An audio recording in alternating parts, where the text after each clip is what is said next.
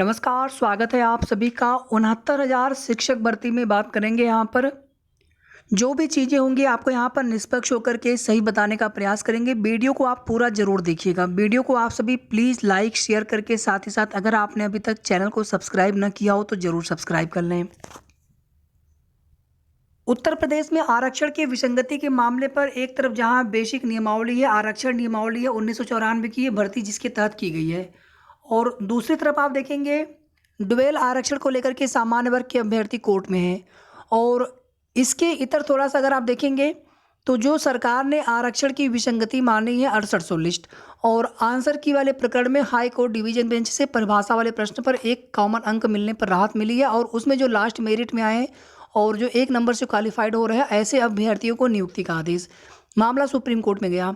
High court, Lucknow high court single bench में super numeric post पर मना किया गया। माननीय जज साहब की तरफ से 6800 के मामले में बोला गया कि आप सुप्रीम कोर्ट जा सकते हैं।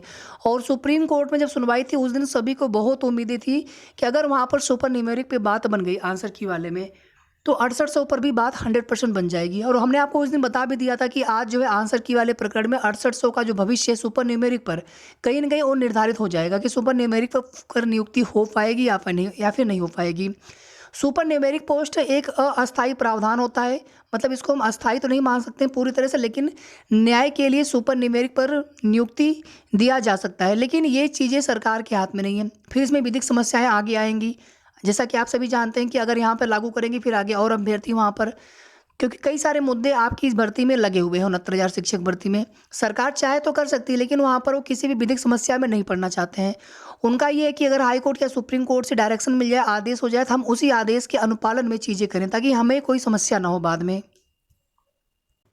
नहीं तो गवर्नमेंट अगर आज चाहे तो आज आपके सभी मामलों का निस्तारण किया जा सकता है। सरकारी रिक्तियां भरेंगे नहीं, वेतन देना पड़ता है, दिक्कत तो ये है। नहीं तो आप देखेंगे बेसिक विभाग में कम से कम 1.25 लाख 1.5 लाख के आसपास खाली पद होने चाहिए थे, और आप चाहते तो यहाँ पर समायोजन भी कर लिया गया होता सबका, जितने भी लोग पीड़ित हैं। और साथ ही साथ जो नई प्राथमिक शिक्षक भर्ती के अभ्यर्थी मांग कर रहे हैं उनको एक नई प्राथमिक शिक्षक भर्ती भी मिल गई होती है 80-90 हज़ार पदों पर।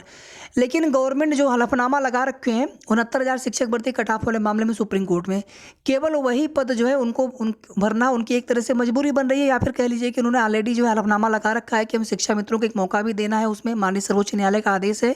इसके अलावा गवर्नमेंट के पास मानो और कोई रिक्तियाँ हैं ही नहीं बेसिक में। और शिक्षा व्यवस्था के सुधार के नाम पर अब मेंटर रखे जाएंगे जो रिटायर्ड शिक्षक होंगे, यानी टीचर मत रखिए आप, शिक्षा व्यवस्था जो है मेंटर रखेंगे, उससे जो है शिक्षा व्यवस्था में सुधार आ जाएगा। या तो फिर कह लीजिए कि धीरे धीरे यहाँ पर आगे क्या सरकार की मंशा है पता नहीं, भर्तियाँ आप देना नहीं चाहते हैं, जो विवाद है जो कोर्ट में मैटर है। और समझ लीजिए कि जो अभ्यर्थी हैं सब लोग बेरोजगार यहाँ पर हैं, अपने घर से पैसा, समय, श्रम सबका बर्बाद जा रहा है, और उम्मीद नहीं है कि मामला कब तक निस्तारित होगा। और मामला इतना पेचीदा हो चुका है कि किसी को नहीं पता है कि 6800 लिस्ट के साथ साथ आंसर की वाले बेचारे अभ्यर्थी भी हैं, जो कि एक लंबी लड़ाई के बाद यहाँ पर मिला तो सिर्फ एक कॉमन नंबर, उसमें भी सबको राहत नहीं मिल पा रही है, उसमें भी नौकरी नहीं मिल पा रही है। और सुपर न्यूमेरिक वाले पर अगर कर भी देते हैं तो फिर बाद में किस प्रकार से, चूँकि एक बार वहाँ पर नियुक्ति पत्र, एक बार नौकरी मिलना आवश्यक है, लेकिन सुपर न्यूमेरिक पर नहीं, आप सबको अस्थायी नियुक्ति मिलनी चाहिए। सुपर न्यूमेरिक पर नियुक्ति मिलने का मतलब है कि फिर आगे जो है उस पर मामले चलते रहेंगे। आप देखेंगे आर्टिकल 142 के तहत सर्वोच्च न्यायालय अपने अधिकार क्षेत्र का प्रयोग करते हुए ऐसी डिक्री पारित कर सकते हैं, ऐसे आदेश दे सकते हैं जो उनके समकक्ष लंबित किसी भी मामले या मामले में पूर्ण न्याय करने के लिए आवश्यक होता है। और इस तरह से पारित कोई भी डिक्री या आदेश पूरे समय लागू करने योग्य होगा भारत के क्षेत्र में, इस तरह से संसद द्वारा बनाए गए किसी भी कानून द्वारा या उसके तहत निर्धारित किया जा सकता है। और जब तक उसमें संबंध में प्रावधान नहीं किया जाता है तब तक राष्ट्रपति अध्यादेश द्वारा, मतलब यहाँ पर आप इतना केवल समझने का प्रयास करिए कि जैसे ये मैंने आपको दिखाया एक अस्थायी प्रावधान की तरह, उसी तरह से सुपर न्यूमेरिक कोई अस्थायी नियुक्ति नहीं मानी जाती है। अगर ये बताया जाता है आप सभी को कि नहीं सुपर न्यूमेरिक पे हो जाएंगे तो आपकी नौकरी या आपकी नियुक्ति हो जाएगी, तो आप लोगों को ये मांग करनी चाहिए कि हमें अस्थायी दिया जाए, ना कि सुपर न्यूमेरिक पर। वो तो एक रास्ता था कि किस प्रकार से जो है आप सबको न्याय मिले जल्द से जल्द, बहुत समय हो चुका है और मामला भी कोर्ट में कब तक चलता रहेगा, उसके लिए सुपर न्यूमेरिक पर भी अगर नौकरी नियुक्ति मिल जाती उसके लिए प्रयास चल रहा था।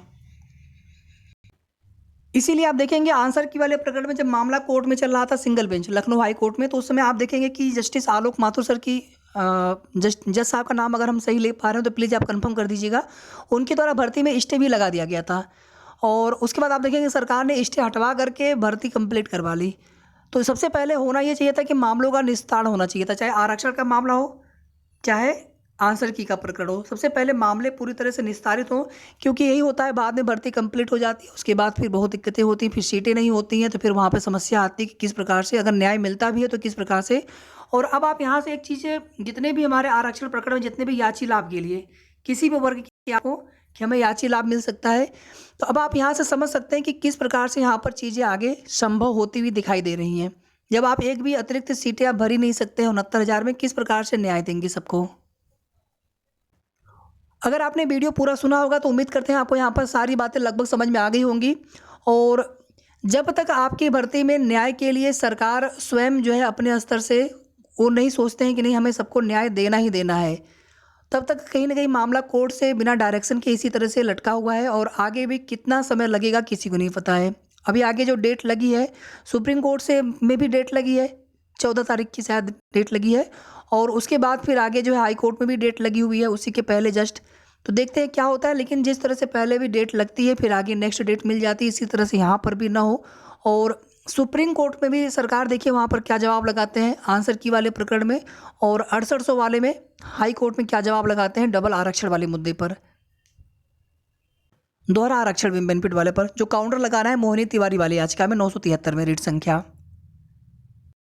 तो जो भी जैसे भी आगे की सही और ऑथेंटिक अपडेट होगी आप सभी को हमारे चैनल के माध्यम से समय समय पर जानकारी मिलती रहेगी। वीडियो को आप लोग प्लीज़ लाइक और शेयर जितना कर देंगे ताकि सभी तक जो है सही जानकारी पहुंचे। साथ ही साथ अगर आपने अभी तक चैनल को सब्सक्राइब न किया हो तो ज़रूर सब्सक्राइब कर लें।